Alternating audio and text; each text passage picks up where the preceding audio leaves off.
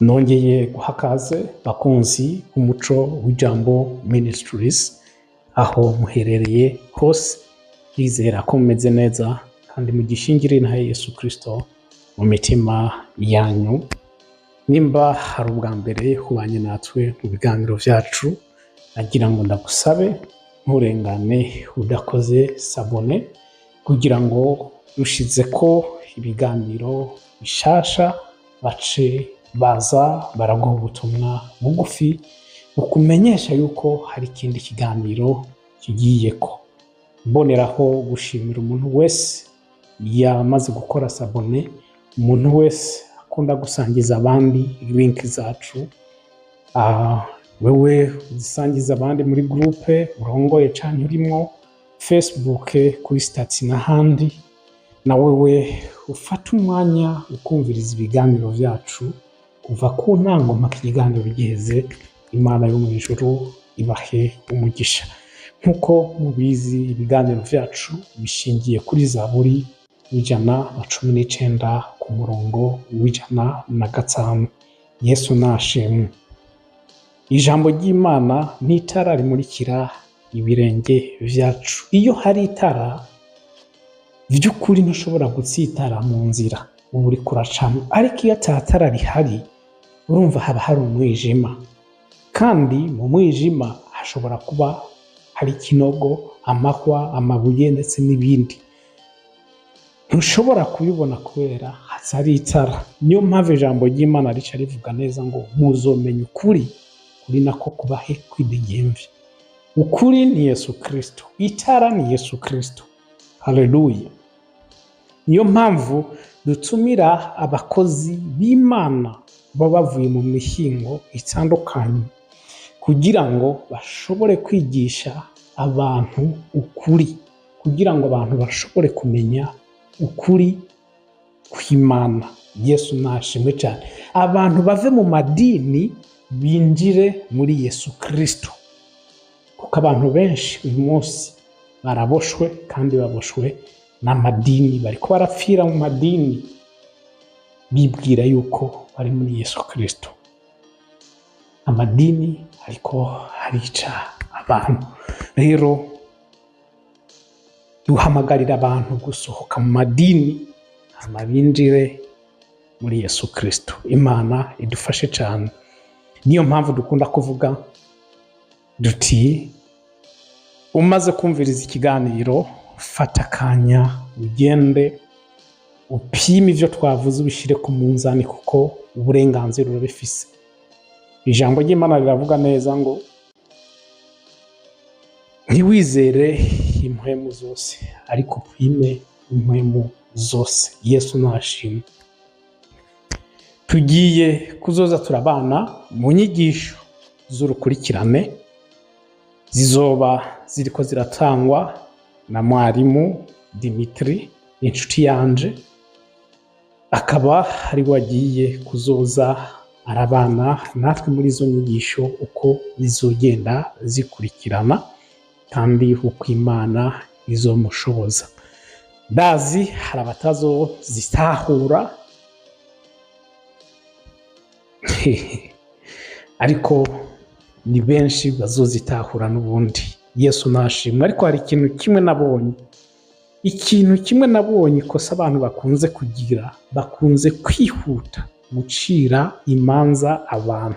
Ariko naje gutahura impamvu abantu bacira imanza abandi, ukumva ngo uyu mwigisha ngo ibintu ariko aravuga ngo nuwo kwa Satani, ngo izi singisho ziva ku Mana. Icambere, nta mwanya afise wo kugenda gusoma kugira ngo amenye ukuri. Ica kabiri, nuko uwo muntu aba akiri n'umwana mu buryo bw'impwemu, kuko ntaba afise muri we, ntaba afise iyo kapasite yo gutahura ivyo bintu uwo muntu ariko arigisha. Yesu nashimwe cyane.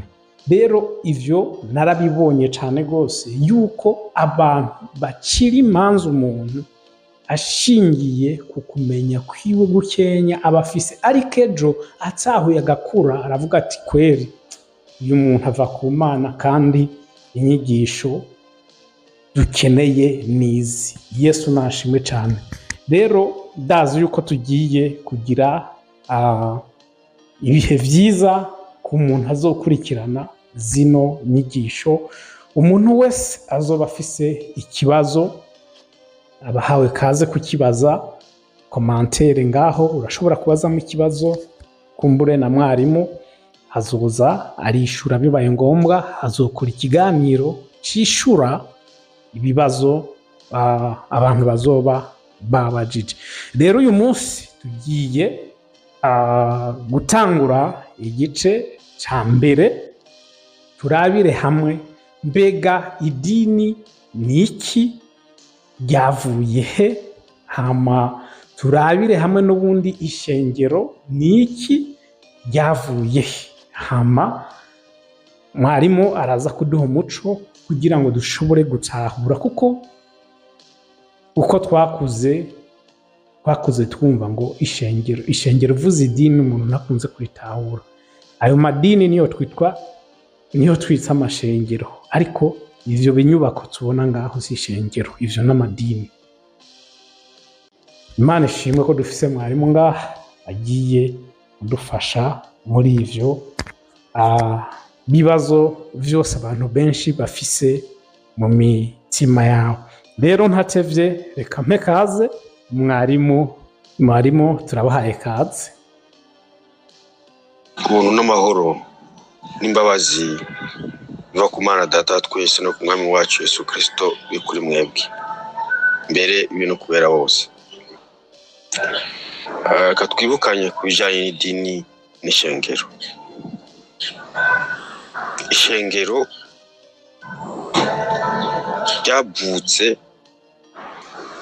mu rubavu rwa Yesu Kristo, bikomoka mu maraso y'Umwami wacu Yesu Kristo. Idini ryari risanzwe ririho, uretse ko ryari rifise imikorere izwi itavanze. Idini nayo yari imikorere ivuga Imana, ivuga ivy'ijuru, uretse ko mu bice vyayo bitandukanye harimo imigwi myinshi. Kumbure nitwagira ubuntu dushobora kubivugako, ariko reka tuvuge ku budasa bw'idini n'ishengero. Idini nubwo ari imikorere ivuga ivy'Imana, ikavuga ivy'ijuru,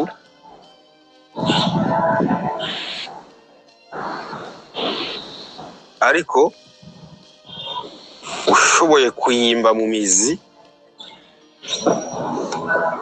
wosobanukirwa neza ko hari imikorere igwanya Imana, igwanya ukuri, igwanya Yesu Kristo, naho mu mivugire, naho mu buryo bwo kuvuga no kwigisha no kuvuga ubutumwa tukumvamwo Yesu, tukamva ivy'umusaraba, tukumvamwo ivy'ijuru, tukumvamwo Imana, ariko mu mikorere no mu myizerere yimbitse birwanya Imana.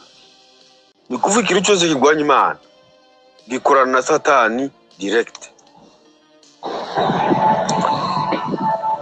Mu gihe cya Yesu Kristo hariho abanyabwenge, abanditsi, abafarisayo n'abasadukayo n'abashinga ntahe cyangwa abakuru bemegwa muri Isirayeli. Abo bamaze kumva Yesu igihe kinini no kubura imikorere yiwe iri ku mugaragaro, irwanya umwiza, irwanya inyungu za muntu,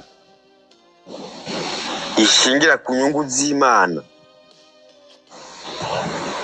baca bafata ingingo yo kwica Yesu.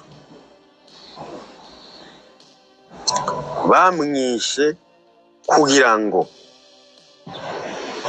inzira n'ukuri ishikana abantu kwa Data bayugare.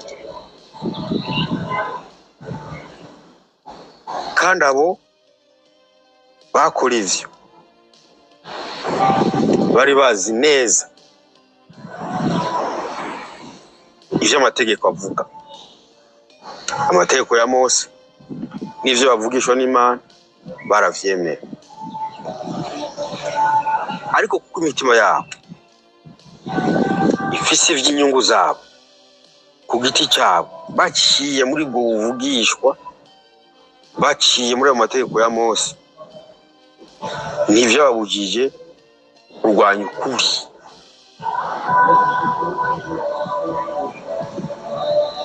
Kandi bavuga Imana. Hariho abantu basa nabo kino gihe bavuga Imana, bavuga Yesu Kristo, baravuga umusaraba, ariko kandi abo arabansi umusaraba. Ni kuvuga akora na Satani direct. Reka dutanga umuco, hanyuma namwe mwigire ubushakashatsi.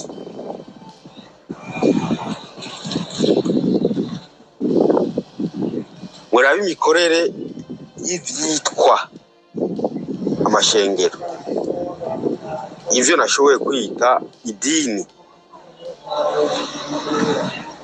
Murabe imikorere y'abitwa abakozi b'Imana, abo nashoboye kwita abakozi ba Satani. Mfise aho nshingiye kubita uko ndavye ubuzima bwabo, ngaca ndaba n'ivyo Paul yavuze muri kirya cete c'Abikorinto ya ca kabiri abandikira yuko barwanya ukuri, yuko abakozi ba Satani ari intumwa z'ibinyoma, ari abakozi bagunga. Ngo kandi koko ntibitangaje ko Satani yihindura umarayika w'umuco. Sikigoye ko abakozi biwe nabo bihindura nk'abakozi ukugororoka.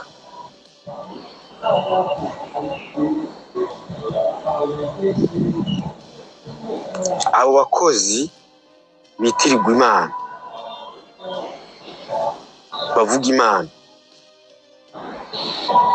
bavuga ko basenga Imana, hariho ibintu simusiga uzobabonerako.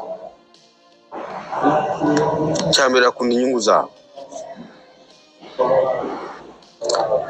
cya kabiri umuntu wese yitambamye hagati y'inyungu zabo bariteguye kumuzimanganya, kuvuga bariteguye kumwica nuko bice Yesu.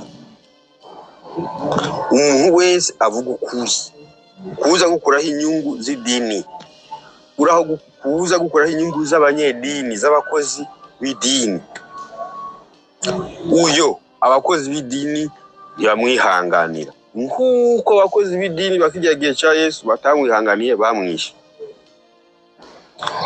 Nshaka murabu uwo mutima uvuga Imana, wigisha ivy'Imana, uvuga ivy'umusaraba, uvuga ivy'urukundo rw'Imana, uvuga ivy'imbabazi z'Imana, ariko uwo mutima nyene uri muri nyenewo ahora avugira imbere y'abantu, asomera abantu Bibiliya, abwira abantu ivy'Imana, ariko uyu mutima nyene n'umubiri wiwe n'ubwenge bwiwe ari vyo akoresha mu kwica uwo yita mwene se, kuko badahuje inyungu z'idini.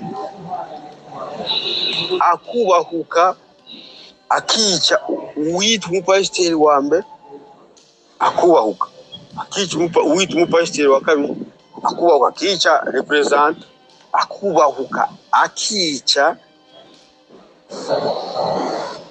umwigisha wo muri iryo dini ryiwe. Uwo ari we wese mu idini, mu gihe cy'uko aje guhungabanya inyungu ziwe, aramuzimanganya, akazimanganya ubuzima bwa kiremwa muntu kuba inyungu ziwe. Eka mbere niyo zoba iz'Imana, nta burenganzira arafise bwo kwica kiremwa muntu. Kandi avuga ko aserukira Imana, avuga ko avugira Imana, yategerezwa kureka Imana ikirwanirira, Imana ikagwanirira icyubahiro cyayo, icyubahiro cy'izina ryayo. Ariko ishengero n'abakozi baryo, kuko ari ukuri, kuko ari umuco, kuko ari inzira yereka abantu kwa Data wa twese, abo bantu naho urwanya inyungu zabo, abo bantu naho urwanya inyungu z'ishengero n'inyungu z'Imana, abo bantu naho woza uragwanya ivyo bigisha mu buryo bwose, nta numwe yiteguriye kukugirira nabi. Umviriza umutima w'abakozi b'ukuri, abakozi b'isezerano rishasha, abakozi bakorerwamo n'umusaraba wa Yesu Kristo, abakozi bafise ukwihangana kw'Imana muri bo. Nta numwe yiteguriye kukurwanya. Mbe ewe naho biba bikeneye kuba gutwara mu butungane, ntibajayo. Barekera icyo gikorwa Imana ikirwanirira. Ivyo biragaragara, biratomoye, biri mu muco. Turazi intumwa za Yesu Kristo zaratwaye ubutumwa, zarabayeho mu ngorane, zaratotejwe, zarafunzwe, zarishwe, ariko nta replique yigeze iba ivuye kuri bo. Bagomba guhangana nabo babica, nabo batoteza, nabo bagwanya ukuri. Oya, bari bazi ko icyo ari igikorwa cy'Imana Data wa twese, cyo kwigwanira no kugwanirira ukuri kwayo. Bo baseruka kugira ngo Imana bakoreremo, bavugiremo. Iyi mitima ibiri iroroshe cyane gutandukanya aho ubaye, biroroshe kubura umukozi wa Satani, niyo yaba afite Bibiliya, niyo yaba asenga, niyo yaba ari umupasiteri, niyo yaba ari umwarimu, niyo yaba ari bishop, icyo yoba ari cyose ku izina. Biroroshe mubanye, biroroshe abo bibana ko bashobora kubona umutima wiwe ko ari umutima w'Imana cyangwa ari umutima wa Shetani. Niyo yaba avuga Imana, niyo yaba yigisha Imana, niyo yaba aserukira idini rinini, iroroshe kubona ubuzima bwiwe. Kandi aho ubaye biroroshe kubona abakozi b'ukuri, ntibabayeho mu byo guhangana, bavuga ukuri, ushaka ukabwakira, ukakwakira, ushaka kwanga. Bavuga ubutumwa bwiza n'inyigisho zihuje n'ukuri, ushaka ukazizera, ushaka ukareka. Nta guhangana kuriho, nta nkomezi zo mu mubiri za kamere ziriho bakoresha. Bazi yuko ubutumwa ubwabwo bwifisemo ubushobozi bwo kuzanira uwizeye wese agakiza. Ariko abanyedini bashyiraho amategeko ngenderwako, uyarenze nta mpuhwe bafise zo kukwirukana, yewe no kukurwanya. Impfu nyinshi z'abantu bamwe tuzi n'amazina, akarorero hano mu gihugu iwacu, mu gihugu cy'u Burundi, hari abantu bapfuwe baserukira amadini, bishwe na bene wabo bari kumwe mu idini, bose bafite Bibiliya, bose basenga. Ivyo biroroshe kuri umukozi w'umurwanizi.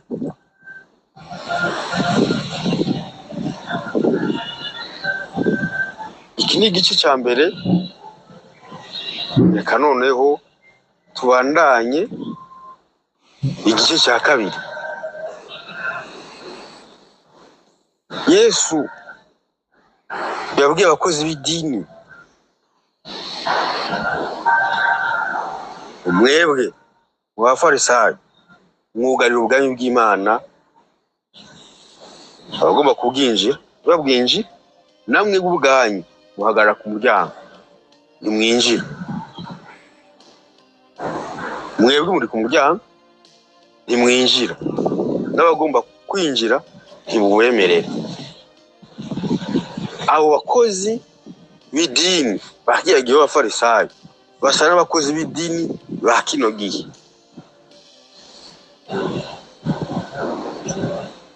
Mu majambo wo kumva umengo ariko barereka abantu inzira y'ijuru, ariko mu mikorere bahagaze ku muryango ubwami bw'Imana.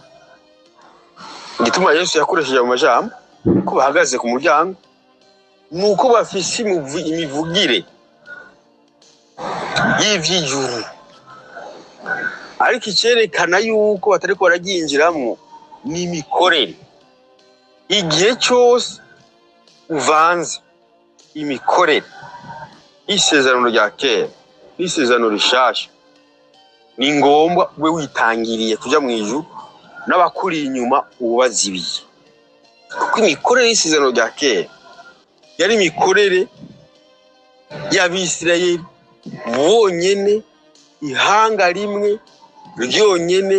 Abandi bantu Imana ntiyari ibazi nk'abantu bafise Imana, Imana yari bazi nk'ibikoko.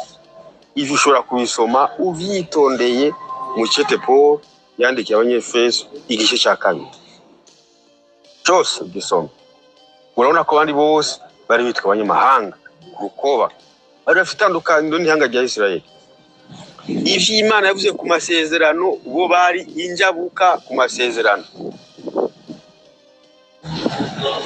Iyo tuvuga injabuka ku masezerano ni nk'ikirundi gikakaye, ni nk'inyungu z'umunyagihugu w'umurundi. Uwundi munyagihugu avuye mu kindi gihugu ntashobora kuzironkako.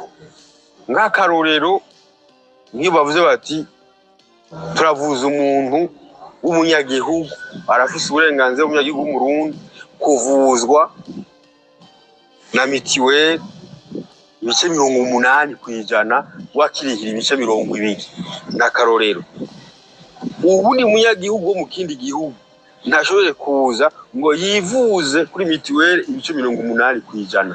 Ivyo niyo bimuraba, babira umunyagihugu wo ngaha mu Burundi.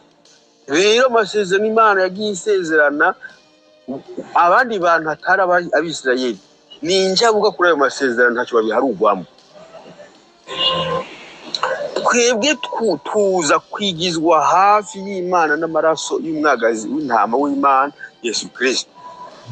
Aho niho twakira amasezerano agaca aba yacu, akomera akaba Abisirayeli n'andi mahanga yose. Tugaca duharugwa kuri ayo masezerano bishingiye kuri Yesu Kristo. Nicyo gituma ibindi bintu bizi n'inyuma vyabaye mbere ku Bisirayeli bitaduharugwako. Ariko imikorere y'idini ivanga ivya Mose ikongera ikavanga n'isezerano rishasha. Ivyo bintu intumwa Paul yarabivuze ivyitondeye. Ngira ngo mu gice gikurikira ca 3 uzokomeza kutuvuge kujanye n'iyi mikorere kugira ngo muyisobanukirwe.